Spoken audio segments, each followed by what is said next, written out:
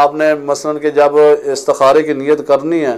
تو اس میں تھوڑا سا یہ ہے کہ پاک صاف ہو کے اگلا دن مثلاً یہ استخارہ کرنے کے بعد جو ہے نا صبح اٹھ کے کوئی چیز بانٹیں،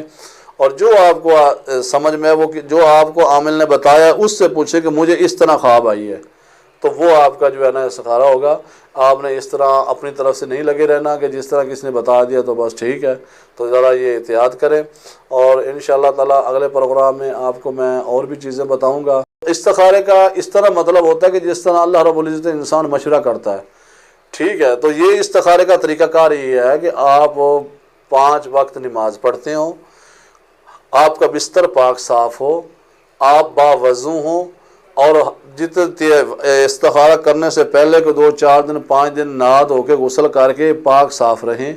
اور زیادہ کھانا نہیں کھانا، یہ بدبودار چیزیں جو پیاز لہسن یہ سلاد وغیرہ مولی ہو گئی ان سے پرہیز کرنا ہے، نارمل سا تھوڑا سا کھانا کھانا ہے۔ اور یہ جو جس طرح آپ کو کوئی عمل بتاتا ہے وظیفہ میں بھی بتاؤں گا، وظائف آپ کو آگے بتاؤں گا، تو جیسے کہ بتاتا ہے تو آپ اس کو یہ ہے نا جو پڑھ کے وہ طریقہ کار جو ہے نا اس کا یہی ہے کہ پاک صاف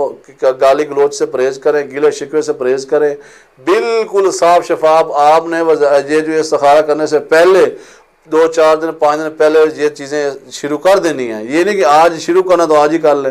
اس سے آپ استخارہ کریں گے۔ اور آپ ارادہ کر کے پیر اولیاء اللہ بزرگان کو دین کو بخش کے آپ سرکار یہ سارا بخشنے کے بعد جس طرح دعا کی جاتی ہے، پھر میں استخارہ کر رہا ہوں یا اللہ اس میں جو حقیقت ہے وہ میرے سامنے آ جائے، میں تو انجان ہوں، بھٹکا ہوا راستے سے، مجھے جو ہے پتہ نہیں چل رہا بچیوں کے رشتے کے بارے میں کرنا ہے۔ تو یہ جو لوگ ہیں نا آپ کہہ دیتے ہیں جی میں نے استخارہ کیا ہے، تو وہ جو اس طرح ہے مجھے اس کی تعبیر یہ، اور اس طرح آپ کافی نقصان کر لیتے ہیں۔ اور دوسرا طریقہ کار آپ کو میں بتاتا ہوں کہ پہلے بھی میں پروگرام میں بتا چکا ہوں کہ حروف جو ہے نا وہ آپ حروف جو ہے ان لفظوں کو جو ہے نا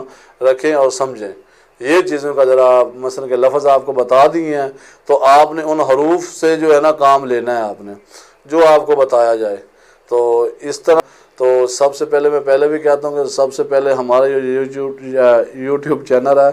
اس کو سبسکرائب کر لیں۔ ایک تو آج روزہ ہے، میرا گلا خشک ہوا ہے، تو اس لیے میں جو ہے نا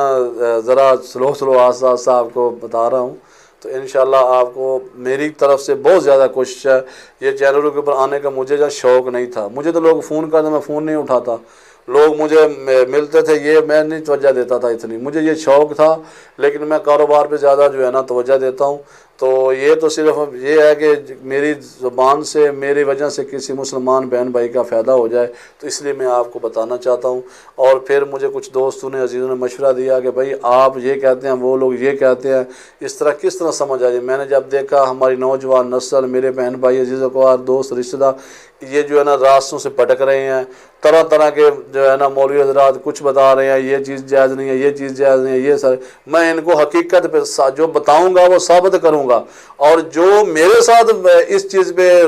کہے گا نا کہ یہ غلط ہے آئے میرے سامنے، اور یہ بھی نہیں کہ میں کہیں چھپ جاؤں گا، میں اس پہ مناظرہ کروں گا، آپ کو جو چیزیں ہیں وہ سب تسلی سے بتاؤں گا، اور جو میرے ساتھ پوچھنے آئے گا میں اس کی ایچی بیچی خود بتا دوں گا۔ تو وہ جو انشاءاللہ میرے سامنے آئے گا، یہ یوٹیوب کے اوپر بیٹھنا یا سننا یہ اور چیز ہے، جب سامنے فیس ٹو فیس بیٹھیں گے تو انشاءاللہ آپ کو جو ہے نا اس بات کا پتہ چلے گا کہ حقیقت کیا ہے۔